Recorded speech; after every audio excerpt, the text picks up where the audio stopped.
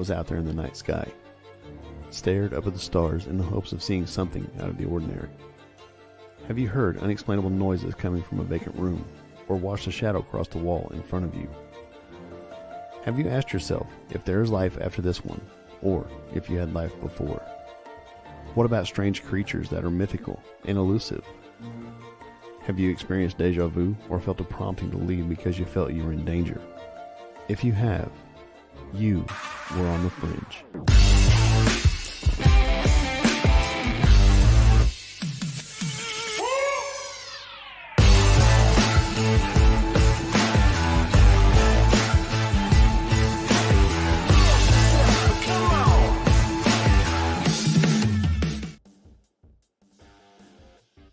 Hey, welcome everybody to another episode of On the Fringe. I'm Mark.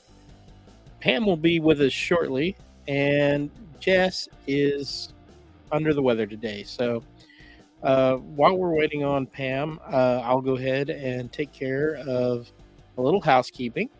So enjoy this ad. Hey, this is Mark with What If Tomorrow and What If Tomorrow on the Fringe. Be sure to check out our website, whatiftomorrowmedia.com, and look at our cool merch. We've got t-shirts, hoodies, posters, and more. Our affiliates are Duke Cannon, EMP Shield, My Patriot Supply, and Conflicted the Game. Or check out buymeacoffee.com/whatiftomorrow and buy us a coffee. And as always, be sure to like, comment, and share on both Facebook and YouTube. It helps get our content out to others and help our channel grow. Now on with the show. All right. I hope everybody is having a good evening tonight. Tonight we're going to be talking about the mysterious Wallace line. And really, this really isn't fringy yet. We're kind of setting it up for later. We're going to talk about lost continents and stuff in the future. So we're going to talk about the Wallace line and what scientists believe right now about the Wallace line and why it exists. Like I said, Pam will be on here shortly. Enzo says he is not familiar with the Wallace line. Well, I will go ahead and present this, and I'll probably be bringing it up later. Dun, dun, dun. I've got too many things. There we go. Here is the Wallace line. It is a imaginary, real line.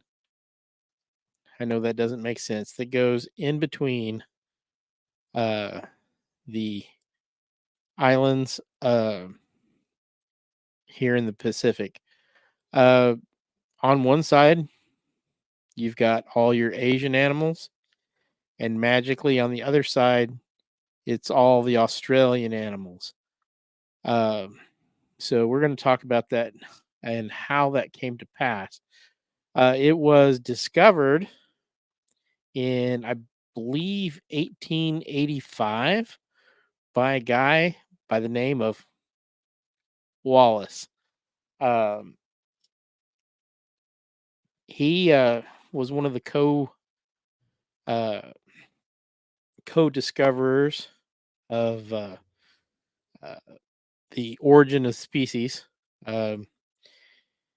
More Darwin beat him out on this, but he discovered this line.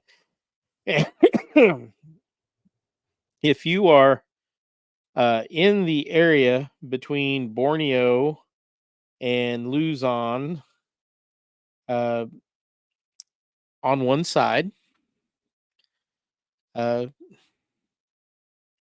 it's tigers and elephants and Asian birds and stuff like that. And then you just go a little bit east. It's just a few miles east. Some of these islands are super close. And you get kangaroos and wallabies, possums and stuff like that. You know, your marsupials. And it's really odd. Excuse me. So Let me pull up another map for you. This one is one that Pam sent me. And here you can see it a little bit better. Oh, here is Pam. Welcome, Pam. We're Yay. back. I'm showing them your map. Oh, cool. Where's So, Jess? Jess was not feeling well. She Oh, hurt her no. neck a little more than she thought. Oh, no. She's feeling a little beat up. Darn it. For those of you who aren't in the know, we were on a car trip yesterday and we hit a little bumpy bump, and it was pretty good, but Jess was sitting behind the back wheels, and everybody knows how that goes. She kind of bounced off the roof of the Explorer. She did expedition. Expedition. Yeah, and that third row seat sets up higher, so yeah, so it's not good. and that was probably my fault. I probably should have warned the driver that bump was there, but my little car doesn't do anything. It just goes right through it. So Well, I apologize for being late. I was stuck in a meeting at work, and it went a little over. well, I get it. So And I am trying to pull my stuff up here. I have explained what the Wallace line is and where cool. it's at approximately. Mhm.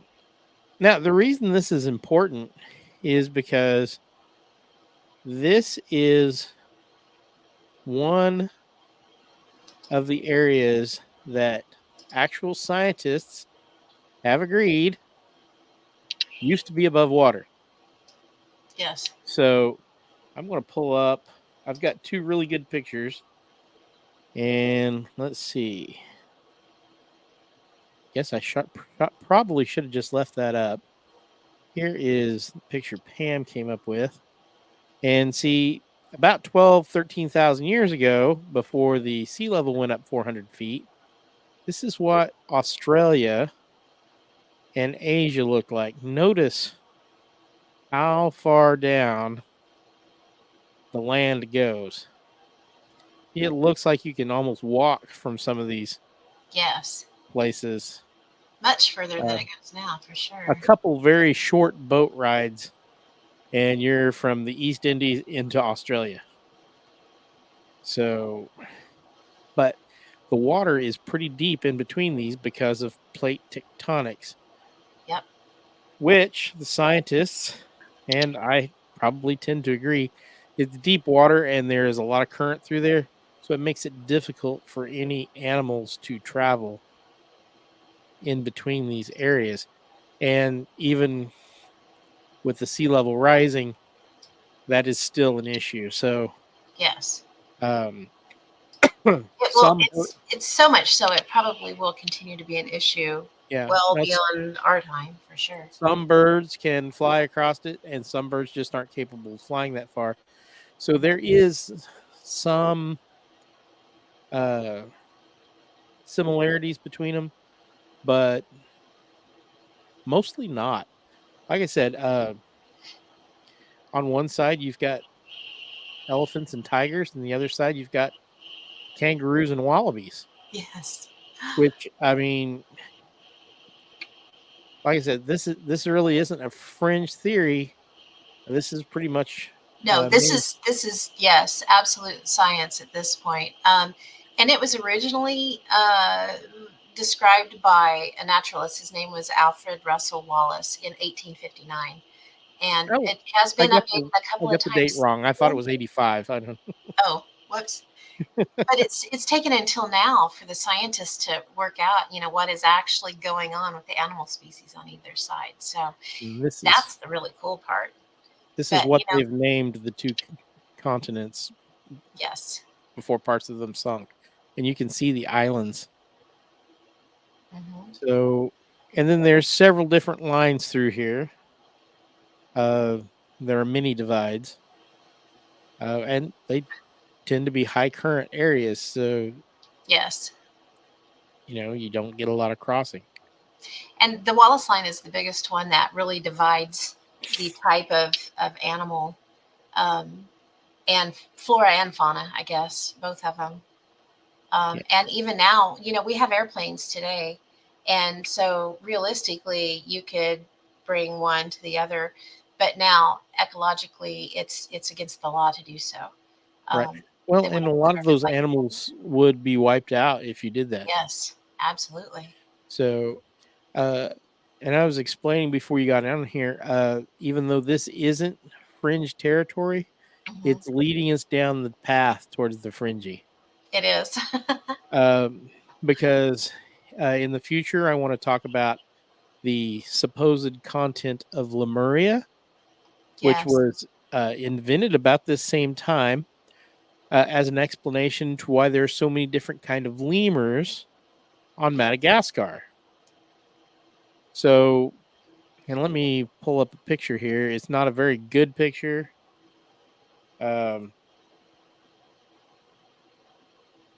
This is what the world would have looked like about 13,000 years ago. So, notice that Madagascar is somewhat larger. The imagination of the time was that, oh, it didn't come up on the screen. I'm sitting here pointing at stuff that don't exist. Uh, Pardon me, folks. I'm a little weird. So, like I said, it's not a very good picture, but see how much bigger Madagascar is than it is currently. Japan is connected to uh, mainland China and Siberia, and here is your two subcontinents. The imagination was out here in the Indian Ocean that there was a continent that touched over here at Madagascar, and that's where all the lemurs came from. Now, that's still a really interesting um, thought, but notice how much bigger India is. Yeah. India is a lot bigger. Um, so it's not. I can see where they found the evidence to think that this Lemurian continent existed. They've also decided that there was another continent called Mauritius.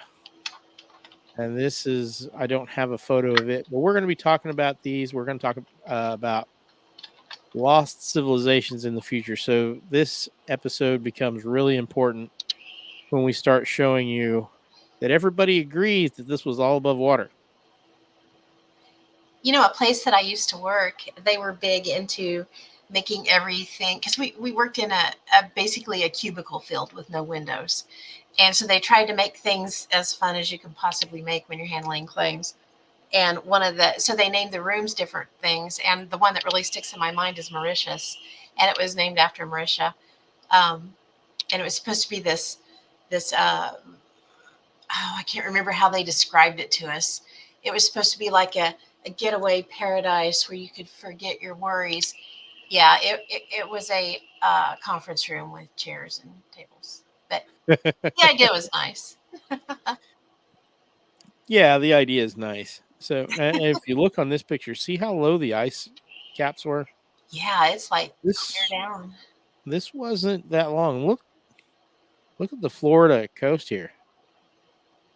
The Gulf of Mexico Massively is almost different. closed off. It is, isn't it? So the world looked a lot different 400 feet of water ago. Mm-hmm. Hi, Enzo. Hi, Chris. So, Yeah, Enzo said he didn't know this was a thing. It's a really fascinating little piece of science. I can't remember how we ran across. I ran across something, and Mark knew about it already, and so we kind of went with it. yeah, it's Pretty fascinating really stuff. weird. And like I said, I'd like to come up with some kind of paranormal explanation, but there's not. I mean, it's pretty cut and dried. It's plate tectonics Yes. match with the sea level coming up 400 feet about 15,000 years ago. So this is very recent in geological history. Humans were running around. Yeah. So if there were a lost civilization, it would be mostly coastal and therefore mostly underwater now.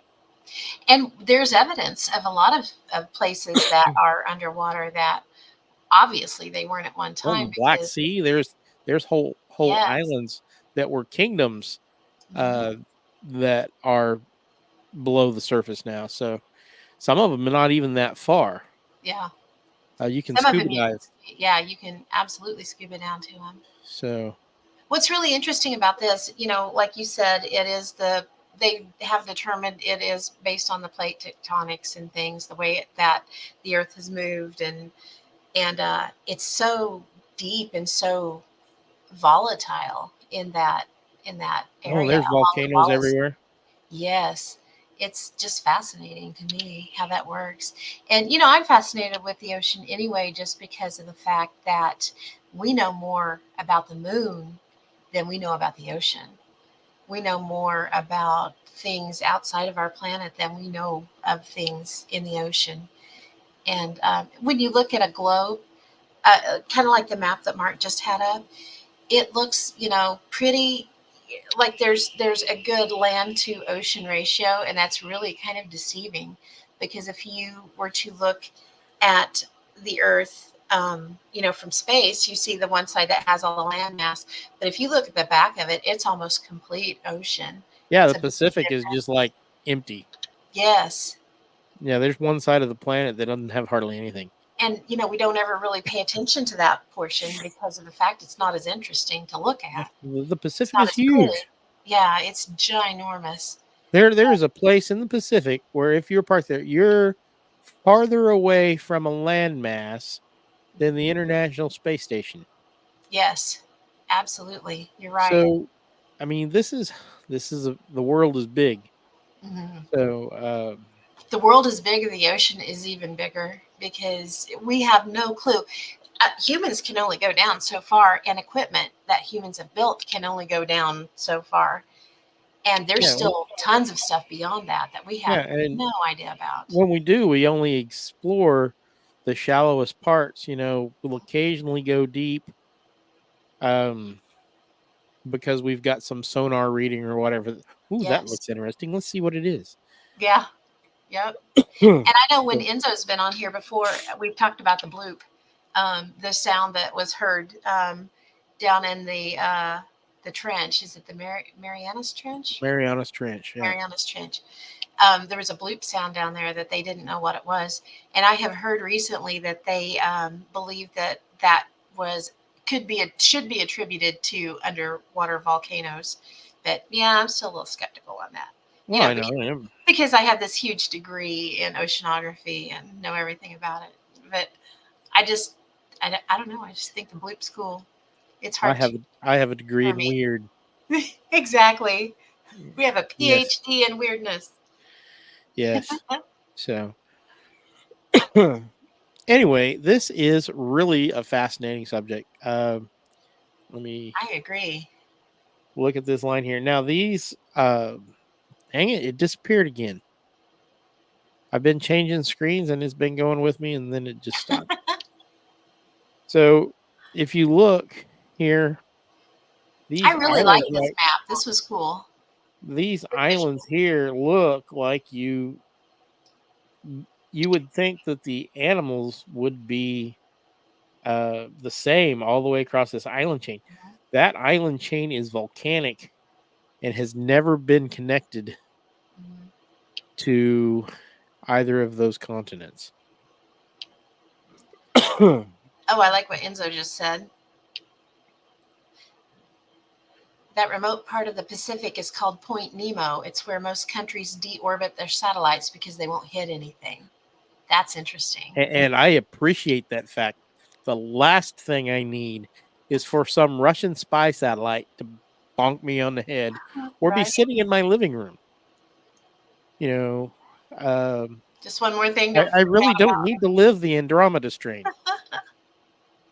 And if you guys haven't watched that movie or read that book, it's old, but it's still pithy.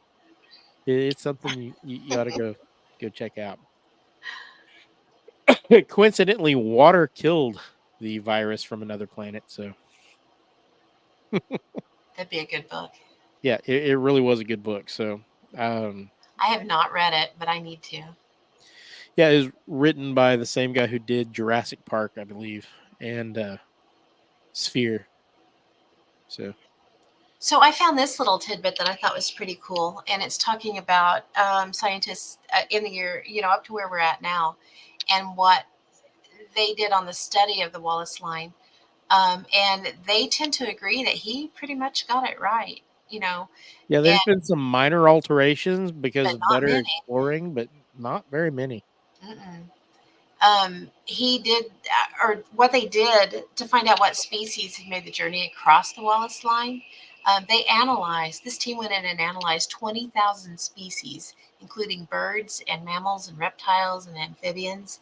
And they found out that those species that had evolved in like in the dry, arid Australia area were less able to survive in the wet tropical areas and in the islands to the north. So those species that had the greater precip tolerance, they were more successful to make that jump across to Australia. So that's really a huge reason why some of them you saw that did make it, in Australia and survived, and others didn't. Because I know there's species of bats, but really not that many birds that you would think, especially with them being able to not have to cross in the water. It's fascinating, but that makes sense, if they can't survive in that tropical wetness. Some birds can make the journey, and some birds can't. Exactly. Some birds die after they do. So, but what they're doing with this, which I think is pretty cool, they're hoping that this research could be used to help inform predictions and decisions about animal migration patterns when animal migration. When animal migration patterns occur. If they see it shifting, it could be due to climate change, and maybe it'll give us a little bit of a heads up. And see, that's one thing most people don't realize: the climate changes a lot. Mm-hmm. It does. In the 70s, they thought we were starting another ice age. Mm-hmm. Well, I hate to tell you, the last ice age still isn't over yet. Mm-hmm. But the ice age was good for humans because it killed off a lot of the predator species. So, true. Good on that. Jess is in the chat. She said it's weird watching the show from this side. And sorry, guys, I'll be up and running tomorrow. We miss you, but so yeah, you take care of yourself. I got some of that high-powered naproxen we can send over for you. Yeah.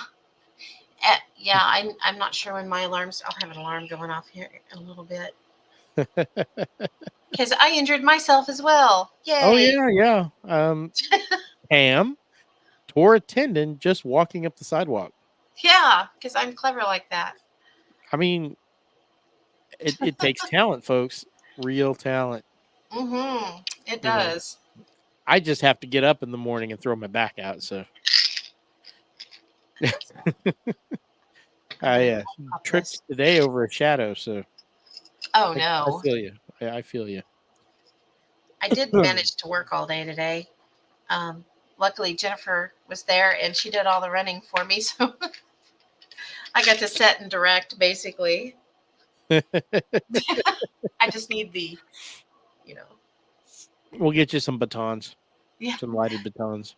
Yes, I need them. Enzo said his only injury yesterday was from eating too much. So what we did is we're working on the Paracon, and we have a couple of new members in the Border Town team, and that's Enzo's one, and Scotty Rademacher. He's the other one. And to be it more centrally located for this big meeting, we met in Arc City, which is over in Scotty's territory. And it's a lot closer to Enzo, too. So we all got together and ate at this restaurant, and it was fantastic. Super good food. And it was only, an hour's drive away. So that wasn't It was only an hour for us. So it wasn't too bad at all. No, it was great. It was about an hour for everybody. Yeah. And we we took the expedition, so it had enough room in it to fit everybody, and we had a good time. Unfortunately, we bounced Jessica off the roof. Except for, playing pinball with Jess in the third row seat back there. Sorry about that. Yeah, just think how bad it would have been if she hadn't been wearing her seatbelt. Oh, goodness. Jeez. Yeah, Well, her your seatbelt head, was- it sets up so high. Her head was only like this far from the ceiling anyway. Hi, Sylvain. Oh, hey, Sylvain. So it was So- just enough to really conquer off to the side a little bit. Oh, well. Darn it. But we had a great time. And if you're in the area, be sure to come by and visit us at the Paracon. You get to meet all of us and hang out with us. And if you can't, we're going to live stream through our channels on YouTube and on Facebook. So it'll be a great day. Really looking forward to it. All right. So I think I've covered most of the basics. What else do you have for us there? You had some other lines? Put me on the spot here because I did not get as much stuff done on this one as I wanted to. Oh, well. We can start tying it into our future episodes right now. Absolutely. So what the plan is here is this is just kind of a teaser episode. Because we're really interested in the part of history that no one remembers because there's no written record. Written records only go back. We have fragmentary records from about 9,000 years ago. And really that's about it. Before that, it's just legends and myths. So Yeah. the theory here is that there was a seafaring civilization, or probably several, that 12,000 years ago, when all of a sudden all that ice melted, that I showed you in this really, really bad picture. Here we go. Ooh, that's a great title, Enzo. Legends, Myths, and Monoliths. Legends, myths, and monoliths. We're going to Love it. steal it. We're going to steal it. So if you look at my really bad picture, which I could not find a higher res picture of this, a lot of the ice was tied up north and down south in glaciers.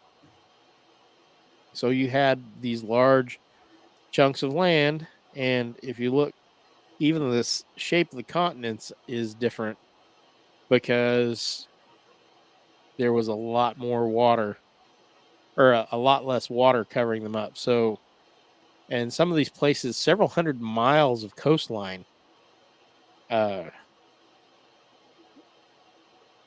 for several miles out into the ocean, were above water. And look at the map today. Look at the cities and the population of the map. That's a map I should have brought up.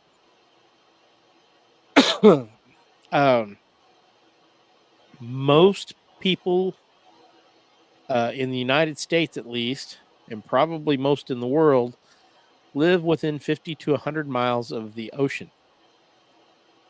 This is not something that has changed probably ever. The ocean is a good place to get food. I mean, the earliest human settlement that they have located, and I forget the name of it, but the earliest human settlement that they have ever found was all based on seafood. That's what they ate.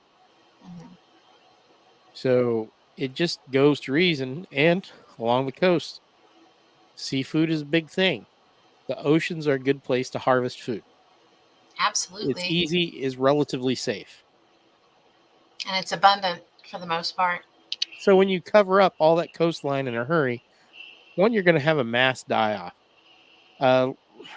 I can compare that to DARPA several years, probably a couple decades ago now, estimated if someone set off an EMP or a nuke on a coast of the United States, that the ensuing panic of people trying to get away from the coasts would cause a huge die-off in the United States. Well, imagine what if all your cities are being swallowed in a matter of days or weeks because of the sudden rapid rise of water? People are going to starve to death. Most people probably, they said in case of an EMP right now, 90% of the population would be dead within 6 months. Mhm. So there was no refrigeration. There was no canned goods. There was no prepping. You know, you had a stone spear, or maybe, because I believe that this civilization may have been in the Bronze Age. So it was a fairly advanced civilization. You got a couple knives and a spear, and you're just trying to beat the water. It's cold. You don't have shelter. A lot of people just didn't make it. You know. So then all you have left are these legends of the oceans swallowing whatever. Um, and there's evidence that water flowed through the Sahara and off into the Atlantic Absolutely. Ocean. So that there's a an area about the size of Florida under the water here, where all this stuff just got pushed out into the ocean. The world itself was massively different looking, because even where we live in south central Kansas, southeast Kansas area, it was all one huge shallow ocean. Well, yeah, long ago, but like I said, when the ice melted, it all flooded. It wasn't deep flooding, but all of this flooded. Some people survived, some people didn't. Yep. Some animals became extinct because of it. Many animals became extinct because over here, all that was the animals couldn't get away any more than the people. So only the best species survived. So this is a big important thing in world history that nobody ever talks about. And finally, because of Mr. Wallace and his line, and a lot of more modern scientists trying to figure out why that came to pass, then we found out this. And a lot of people don't think about, well, if it made a big difference here, but it doesn't look like anything's that much different. It's hugely different. I wish we had an overlay. Yeah, I had a map. Maybe I can still find that. That actually showed Great Britain attached to Europe physically. Oh wow! So you could walk from Great Britain to France, basically. Here, I'll dig around, see if I can find one. Let's see.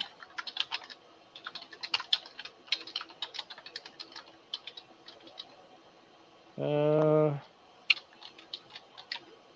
don't have that handy, but yeah, at one point,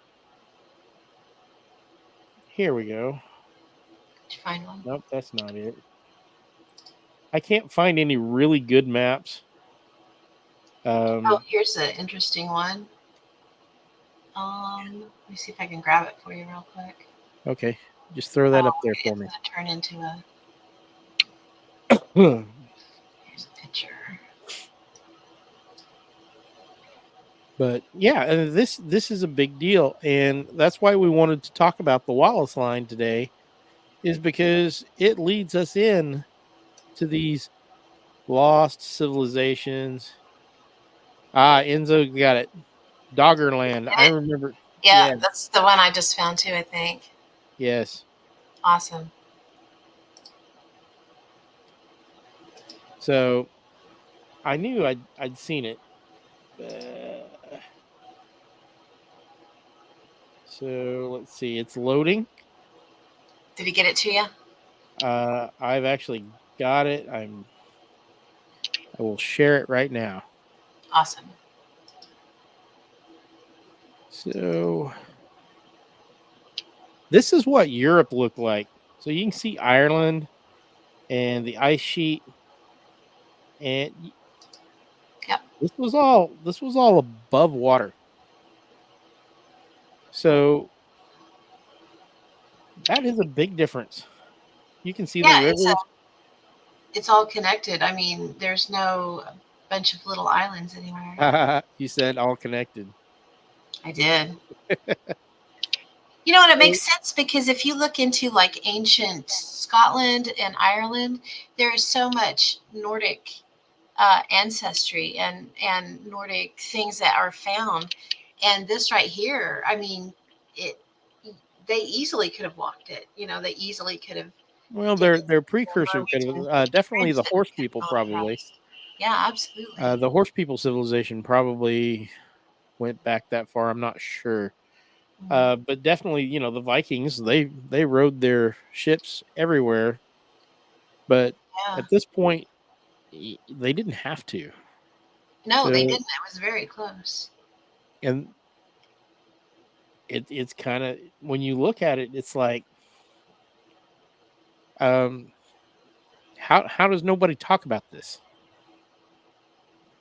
We know that land masses can disappear under the water. It happens all the time. Mhm. All the time. This is not the first time it's happened. It won't be the last. I mean, we'll have another ice age and we'll have a whole bunch of new land and we'll fill it up and then the ice will all melt and everybody will drown Yeah, and we'll forget about it again. yeah, and it will be wiped from history again, once again. Uh, All that'll be left is a few big monoliths and things that, right, because because everything else is going to be most civilizations mostly exist on the coast near water. gone. You got to have water for food, for sustenance, fresh water for sustenance, but uh, it's a big deal that scientists have agreed that yeah, that happened. Mhm. So I don't get why everybody wants to jump on the, oh, there was no Atlantis. Well, it may not have been called that. No, There was um, definitely some other there was something. civilizations that we don't know about, and there was Oh yeah, probably more civilizations before those that we even and haven't look how included. similar some of these civilizations are around the world. Uh, that tells me that there was contact at some point. And Yes. I guarantee you, as much coastline is gone, I guarantee you there were people and ships traveling and trading and exploring all over the world. Mhm. Uh, we were talking about it the other day. I believe at our uh, paranormal club meeting, uh, they have found uh, North American products that, uh,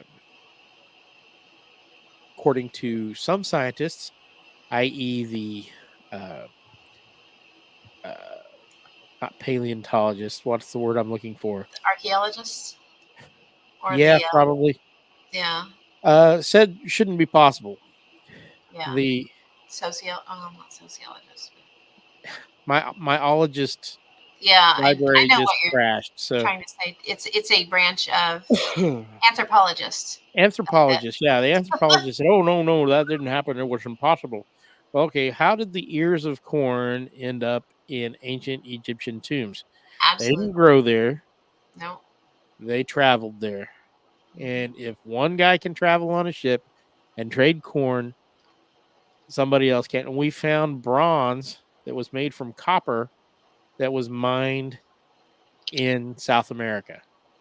We can tell this because of the chemical analysis. It ain't that hard. The geologists, the metallurgists, they all go, "Oh yeah, that's probably what happened," and the anthropologists are going, "No, you guys are all dumb." Jess said the pyramids and Keith Richards. That's all that's going to be left. She's right. Yeah. I saw a picture of dinosaurs that Keith Richards took. That's funny. But Mark has a very valid point. You know, there are a lot of things that have been found, both not only in the Americas, but from the Americas in other places. Right? That They they're found cocaine in some of these mummies. obvious that there was trade going back and forth well beyond what we thought was possible. And you know, a lot of that trade was kept secret so that they wouldn't lose their special deals. Yeah, for sure. So it's not hard to imagine. If the Vikings could sail Hmm. in the 400s or whatever it was from Norway to North America, so could the Egyptians. Yeah, They had but they did. Yeah. perfectly seaworthy vessels that were capable of making that trip. And as we've talked about before on the show, there is a theory that Cleopatra's son and his followers fled to North America long before Columbus went. There is some evidence that suggested at least Egyptian trade. I don't know if Cleopatra's son made the trip or not, but we have found Egyptian artifacts. Yeah. Egyptian Wow. fiancé beads were found underneath the stones of Stonehenge when they were excavated in the Victorian period. Of Hi, course they Ian. were. They traded with everybody because they were rich. Mhm. The Egyptians were rich. What brought in all their gold and everything else was beer. They made their fortune making beer. Ask Anheuser-Busch. It's an easy way to make a fortune or lose one. That's very true. So, I'm super excited to really dig back into this topic because it's a fun one. I don't know how many people are on the chat right now. How many of you people are interested in us firing back up the old ancient history search? I'm hoping you are. That's kind of what this episode is about. We're really excited to get back into that, and this looked like a good way to do it. Yes, for sure. So, There was, and I'm kind of swirling here and jumping back a little bit. That one of the pictures that I sent you, Mark. Um, Jess, I am. So, hey, yeah, pyramids are interesting. Um, so back on the pictures that I sent, there's that one that shows what looks like we've seen it before, and everyone may have seen it before. It looks like the line where they say that the oceans are meeting. this one. Hold on. Let me get that back up there. So, is there a line that looks like this where the Atlantic and Pacific Oceans mix? Yeah, there is a line where they mix, but this isn't it. And Yeah, you can't tell. no, you can't tell what this is right here. And this one is often put off as one of those pictures that where they meet up. But as you can see at the bottom of that, it says it's the Fraser River flowing into the Pacific Ocean at the Strait of Georgia in Vancouver, Canada. So what it is, it's river water that's coming in that has, debris and mud and all those good things in it. It's a little bit lighter, so it's floating on top. But you can't really tell where the oceans are mixing, even though they are, they do have different densities, they have different temperatures, and saline or salt, which means that their water doesn't mix easily, and it's just harder to tell than a solid line like this. But they do mix through the currents, and they are connected. The Atlantic and Pacific are connected by a bunch of different currents. But I just thought that was interesting, and one that I kind of wanted to debunk. It's on a here neat because picture. It it's really a is. very And it's cool cool. picture. Yeah, very cool. And there's I'm another sure one it that looks pops up in similar. bold like this from the Mississippi River, but it's Yeah. not. Yeah, you could. I'm sure something like this occasionally happens coming out of the Mississippi. Yeah, It's about got to, because Mississippi's dirty. yeah, it is. It's a muddy river, and it looks a lot like the portion of this on the left here. So, all right. Oh, I'm Yeah, sure. we get a lot of good feedback in the comments. Pyramids are interesting. Ancient archaeology is a hot topic the last few years. Time to bring it back up. And Ian, I thoroughly enjoy a bit of pseudo archaeology, as do we. As do we. I mean, some of these archaeologists are kind of fishy. Some of Some them of are, them and a are. lot of them will not argue with someone that has made their life work, a specific way, and they don't want to. They They don't have want very to hurt fragile those. egos. Some of them do, and they Yeah. don't want to piss them off. Basically, they don't want to Well, make enemies. and the problem, I part of can. the problem is the archaeologists and the geologists don't like each other. Yeah, Because they don't agree on a lot of things. so I am more inclined to agree with a geologist than I am an archaeology. I mean, it's kind of like arguing that sharks don't exist because the spoon of water you fished out of the ocean doesn't have any in it. Yeah, Just because you haven't found it doesn't mean it doesn't exist. correct. And we've got all these legends and stuff worldwide that are the same no matter where you go. That's true. There are a lot of things that are the same. You've got, even if you go back into like biblical stories, Noah and the flood. That's only one telling of that particular situation. There's not the exact telling, but it is so There's the Epic of much Gilgamesh. alike. They've talked about it in South American Yes. legends, North American legends, Asia. Everywhere in the world, there is a flood. Yeah. And a fear of a flood. So, yep. And, there's a how reason it for wiped that. out humanity, for the And most part. you notice one thing, I'll pull up the Wallace line again. There is one creature that they do not show on the Wallace line that they should. And that is human beings. Yeah.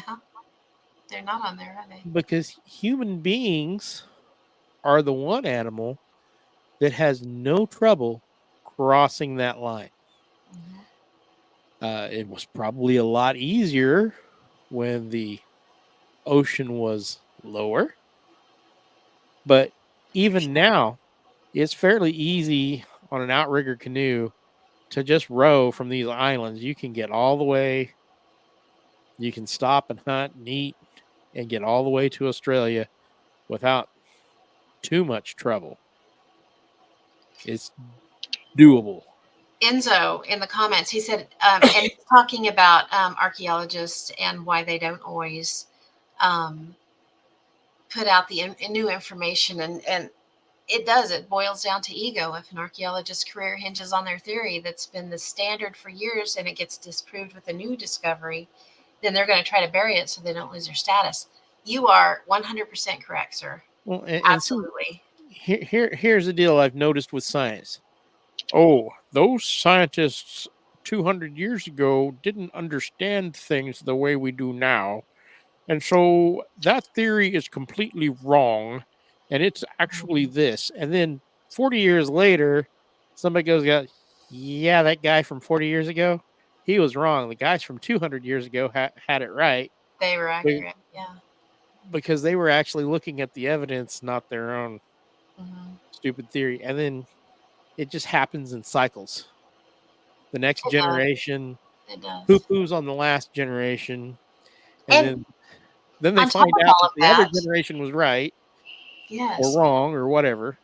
And on top of all of that, you throw into the mix, especially in the United States, you don't want to prove too much who was here first, because if they came before Columbus and selling the ocean blue in 1492, that could be a problem. That could be a problem, a big problem for a lot of people. And another Politically, yes. country, if it shows that they showed first, they could say, hey, Yeah. was it you? It was us. You need to hand it over. Ken Right. said They all don't. religions speak about the same entity, but they use different names.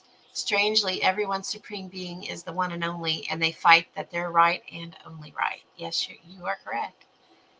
There's There's a been lot so many to wars. that. They're almost all fought over religion. Or So resources. many are. Yeah, resources. Those are the two big ones. Mm-hmm. Or, I dissed your theory about the evolution of cockatoos and you decided to wipe out my country. Yes. I mean, it's not that ridiculous, but sometimes it is. Human beings are really some of the most ridiculous creatures on the planet. It's like, why are you fighting? Really? I Crazy, crazy. mean, I don't understand sometimes, but sometimes I do. I get it. I get the whole fighting for resources and stuff. You want your country to have all the resources it needs to make your people happy. Mm-hmm. You don't want to get strung up on a gallows because, you let your people starve or whatever. I get it. I get it. Ken said, "What? Where's my cockatoos?" Right? Right. I prefer the purple ones. I don't know if there are purple ones, but if there were, they would be my favorite. It's awesome. But this is a great leaping off point, to as a lead in on what we are going to be talking about in the future. And that's kind of why I wanted to tease everybody with this.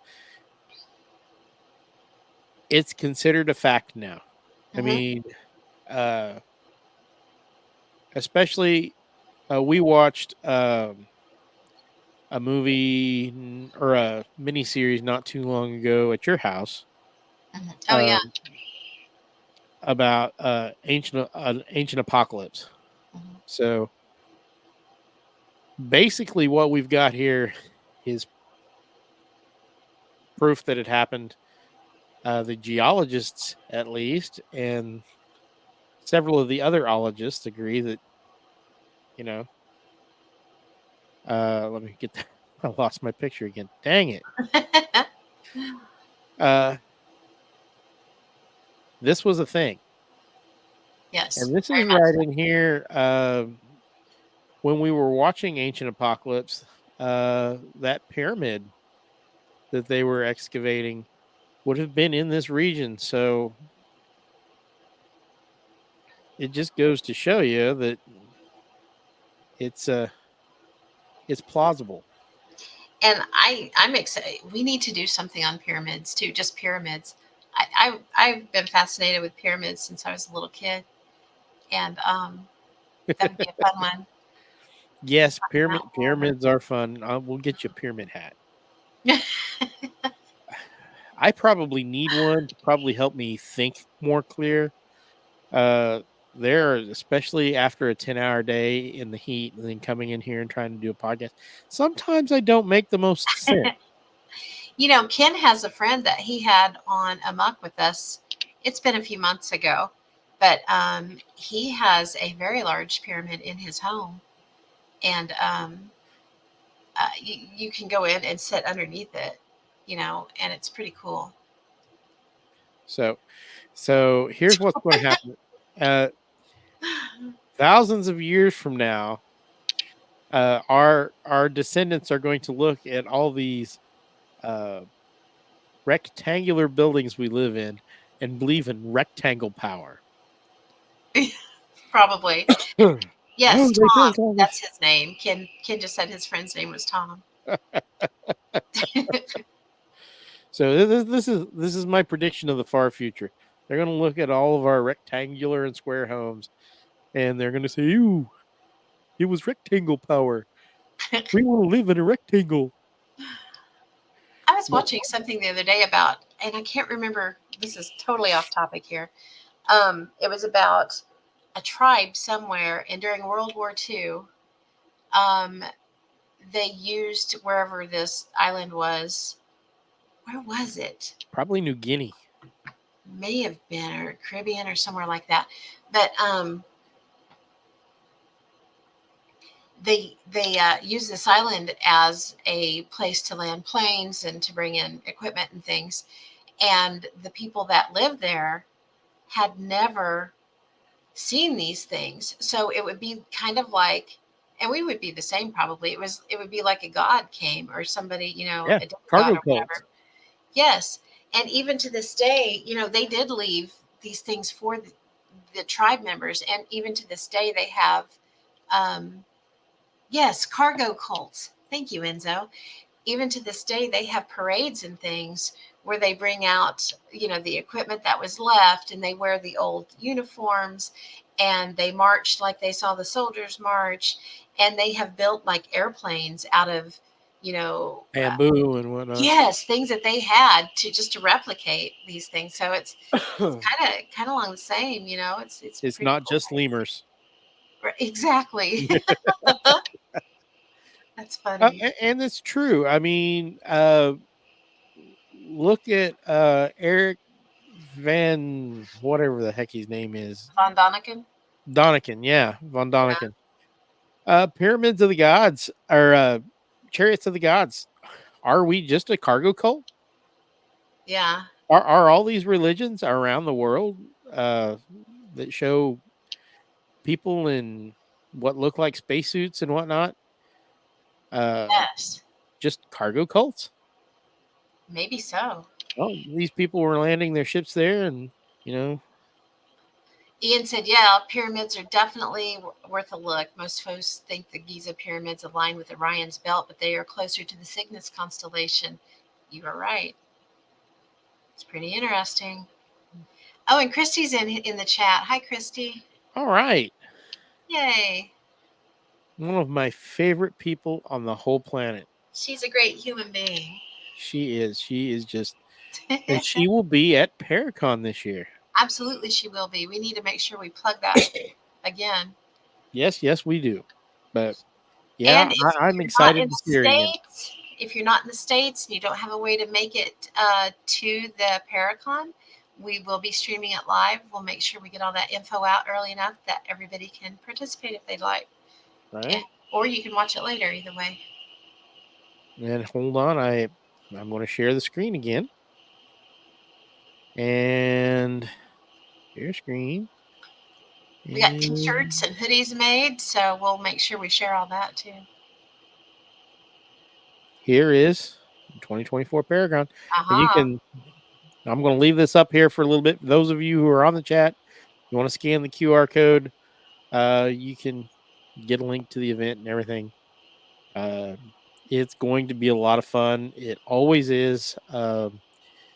It's amazing to see how this, with the four of us sitting there talking to 3 or 4 people at a time in that tiny old library, has, now we've talked to, 150 people, maybe more.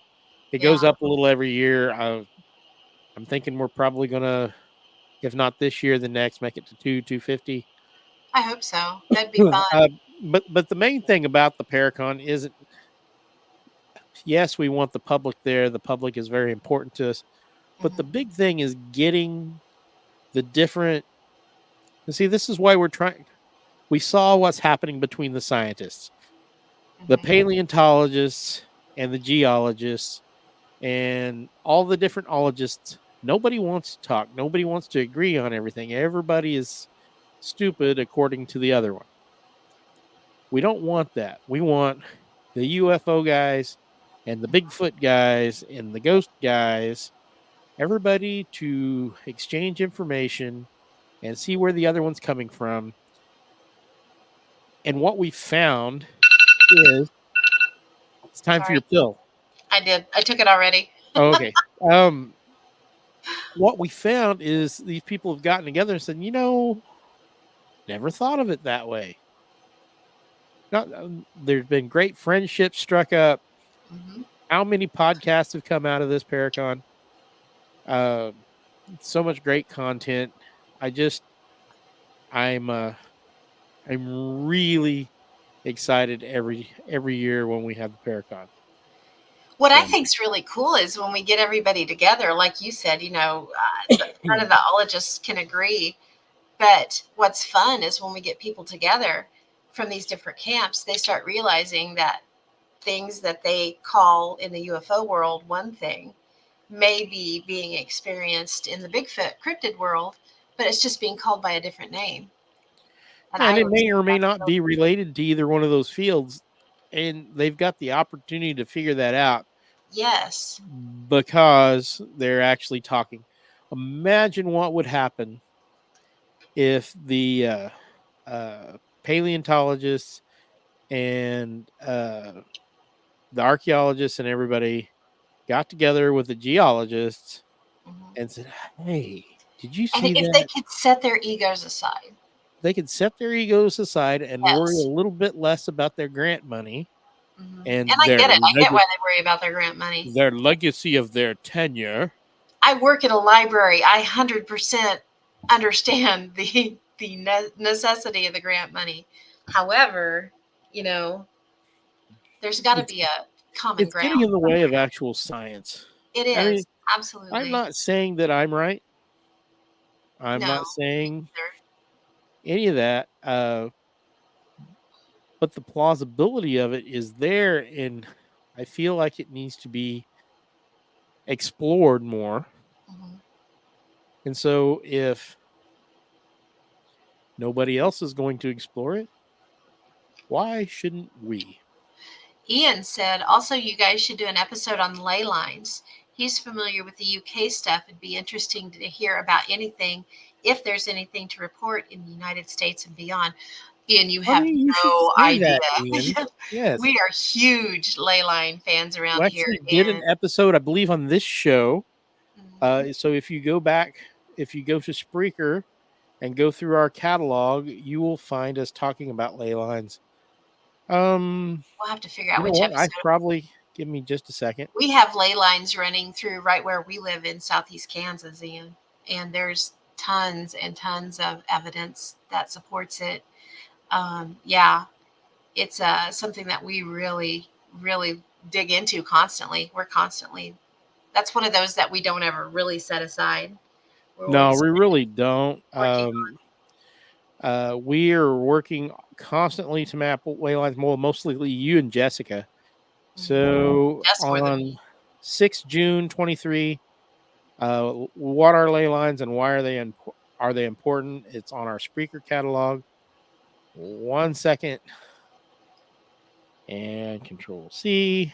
There you go. I'm going to post this link right here to our Spreaker catalog, and you can actually go click on there and go through all of our old shows on the Fringe, and then check out What If Tomorrow, because we talked about everything on there until we split the show to just kind of make it easier for the algorithms to keep track. So, but there you go. Yes, ley lines are a big deal. I think they have a lot to do with a lot of paranormal activity. Hmm. We Um, could do another complete show on it. We didn't we even could do scratch a the surface. we could do a whole podcast on just ley lines. We could. Really. Yay. Hopefully you'll find some more fun stuff in there, Ian. Yeah, and like I said, we don't claim to be experts on anything. We're here.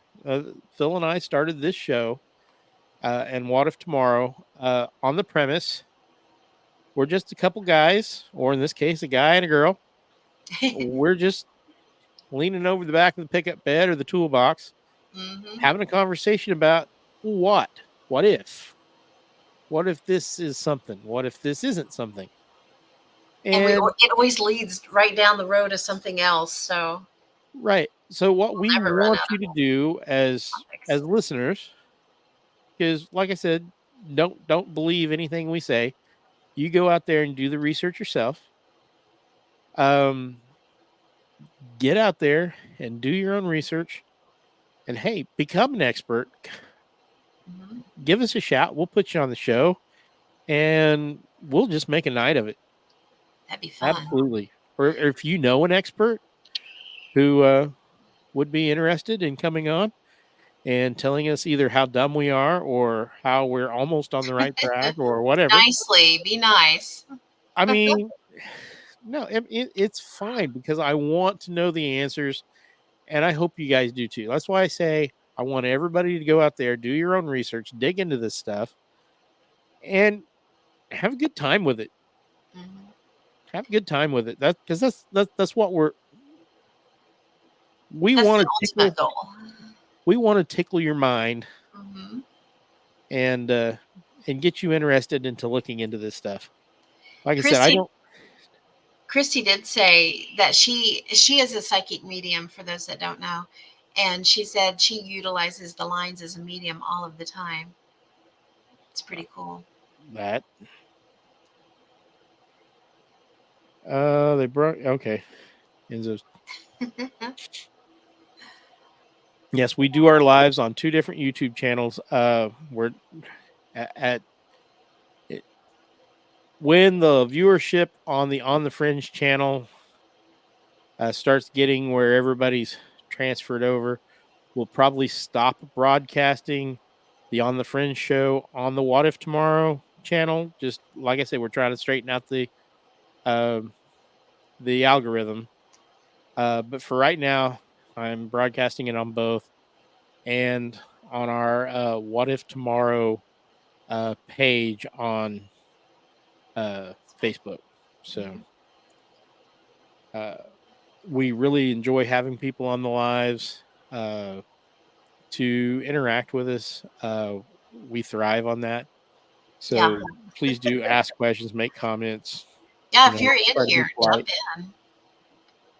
So I don't have a whole lot else tonight. Do you, Pam? No, not really. And again, I apologize. I fell short on my research tonight by a long Well, shot. So like I said, I envision this as being kind of a jumping off point. Just kind of test the waters to see if everybody is interested in us going back and finishing our uh, tromp through history and myth and legend and see what we can find. we'll dig out the machetes and whack through the brush. Well, I mean, the last time I had a machete out, I tried to cut my leg off. So maybe I should probably avoid that. Maybe so. So, Oh, dang, Enzo, you're watching us on a 75-inch TV? Yikes. Sorry.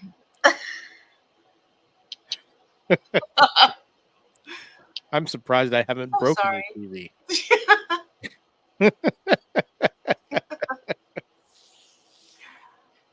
TV. All right. So once again, Saturday, September 28th, we're having the Paracon here in Caney, Kansas.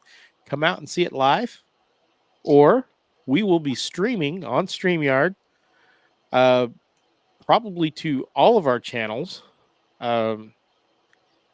So you can watch our panels and our presentations on YouTube and then go back and watch them afterwards.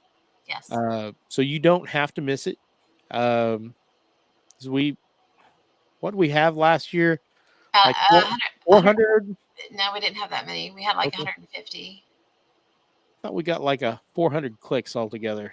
Oh, 400 clicks. Yeah. Yeah. We were So well people more went than back and 400. looked at We it were closer later. to 800. Yeah. Okay. Yeah. Live bodies, a few less. The doors open at 9 to the public, and that's Central Standard Time. And we're going to be going until 7:30 that night. So it'll be a good time. It'll There'll be be a a lot of lot of fun. things happening. We've got like I said, we've got Bigfoot guys, we've got UFO guys, Oh, thank you, Christy. She we've got says she ghost loves guys. everything that we put out. Yay. Aww. We appreciate that. That means a lot coming from you. I'm going to tear up a little. Come tear up. Yeah. So I'm hoping those of you who can make it to the Paracon, come out, show your support. And the nice thing about our Paracon is our guest speakers and panelists are all encouraged to walk around on the floor when they are not speaking or paneling and have conversations with the public. If you're a member of the public, this is your chance to talk to an expert about your experiences or what have you. And most everybody is just delighted. A lot of these folks have come up with new theories or definitely new stories and stuff to track from the Paracon, and they might be able to, sometimes they'll tell you what you're seeing is normal. It's not paranormal. What I always love is the fact that we get so many stories and so many, when it comes to the broader paranormal community, Kansas and our 4-state area, Kansas, Missouri and Arkansas, not so much, but mostly Kansas and then Oklahoma as well, are viewed more of like a flyover. There's nothing going on there. Nothing happens. There's no reports. That is not true. We're the buckle of the Bible Belt. Mm-hmm. And for many years, everybody's pastor told them that anything paranormal was a demon. Yes. Everything is a demon. It's all demonic. And while I'll give them that some of it most certainly probably is, a lot of it can be explained with time slips or dimensional slips or things that's probably not even paranormal, but present as paranormal. So UFOs, they're demonic. The demons are coming for us. I'm sorry. The demons are all in Washington right now. They're too busy for the likes of us. So y'all would be surprised, and that's something that you'll really learn. But I'm shy. When you listen to these presentations, and I'm sure everybody's kind of learning when they watch our podcasts as well. There is a ton of personal experiences. There's tons of UFO encounters. There's tons and tons of cryptid encounters, and even more ghost stories on top of all of that. So, right. And yeah, we have UFO. You're right, Christy. We have UFO sightings in this area almost nightly. I can drive 15 minutes, and if I'm out there the right time of night, I can see them. I need to get some better camera equipment so that I can get some. Yeah, it was a little bit of politics, but I wasn't wrong. I really don't think so. I think that's where the demons are living. Enzo's correct. And that applies no matter who's in power. You're right. It does. I don't like politicians of any stripe. So, I'm an equal opportunity basher. I don't care what side they're on. Yeah, we don't have demons. We have flesh pedestrians and other spooky things that are worse than that.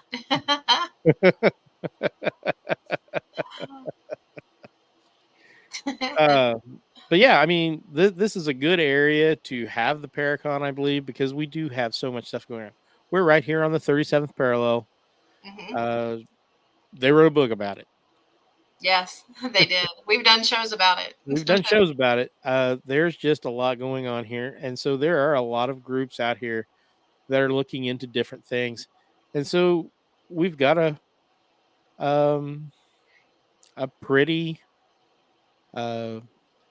robust body of evidence to fall back on, and lots of people who are interested in tracking it. So please come out to the Paracon or watch us on YouTube. We hope you all have a good time. Mm-hmm. We always do. Let's move on before we fall out. Okie dokie. He's right. We need to leave that to the politicians. This is the wrong show for that. If you like politics, well, nobody likes politics. If you like politics, you can listen to the other show. We talk about it more often. We try to avoid it whenever possible. Moving on. That's about all I had for tonight. Me too. I think we covered quite a bit. Oh, Ken says, I drive your way and I almost watch for Sasquatch carrying a cow. I've not seen them yet. It could happen. It could happen. Yes. Yes, Ken, we'll be seeing you over here. Weird soon. trail camera pictures from around here. You know, I wouldn't doubt it. Yeah, we had a dogman sight, 2 dogman sightings. Mm-hmm. Not 11 miles from here. So Yep. Thank you, Sylvain. Yeah, thanks, Sylvain. We hope everybody has enjoyed themselves. Pam and I were on here without our minder, so forgive us for being in the weeds a lot. Yes. I'm kind of famous for getting into the weeds. Yeah, Jess hasn't been here to rein us in, so Yep. we've been off topic a few times. Most of the show, Pam. It's normal. It's True. okay. It won't True. hurt anybody. Oh, all right, guys. I hope you all have a fantastic night, and we will see you in 2 weeks on the Fringe, and a week from Wednesday on Border Town Strange with Pam and Jess. We will be doing part 3, I believe. Part 3. Part 3 of time anomalies. Yes. So, yeah. Let's see. We just haven't had enough of it yet. Please check out Border Town Strange on YouTube. Yes. Where we talk about, we talk a lot about the Paracon and the strange things that happen to us on the border, the Kansas-Oklahoma border, which is the 37th parallel. Ian, if and you're still here, all kinds of hear things some all over the weird world. stories from our area, go check out Border Town Strange, because we've got some crazy stories that we've been telling just the last few shows over there about things that happen right here. We can find a link for that at www. SDK Border Town Paranormal. What's BorderTownParanormal.com is the website. Is that what you mean? Yeah. So there you go. Yeah, we're on YouTube under Border Town Strange. That might be easier. Yep, YouTube under Border Town Strange. Mm-hmm.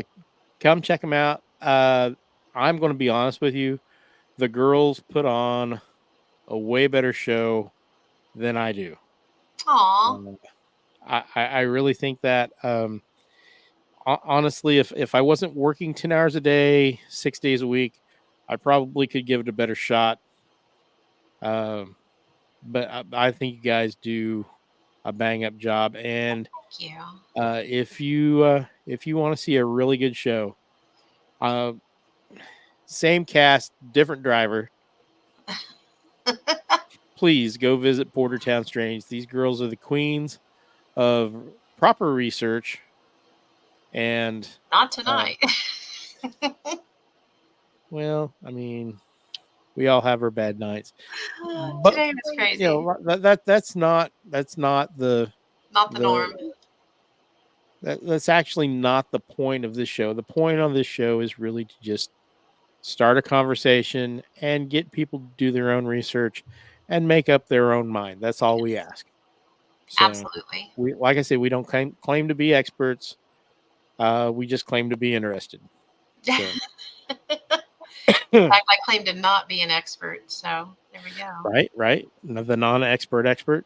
So Yes, yes, and that's right. Christy will be joining us on Bordertown Strange, the next show, to talk a about the week time from Wednesday. anomalies as well. So, and she's got some great stories. She has So. some fantastic stories, so it'll be good. All right. Well, with that being said, I think we've done our due diligence.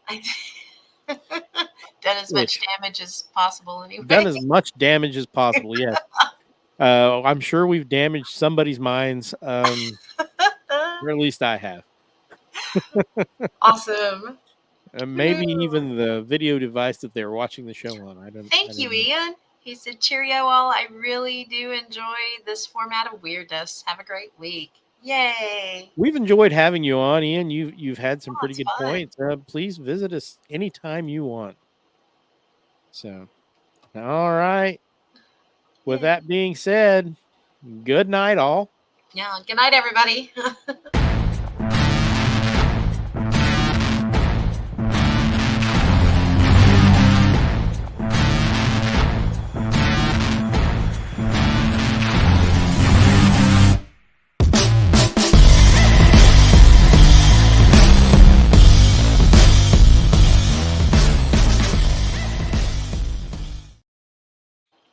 Yay.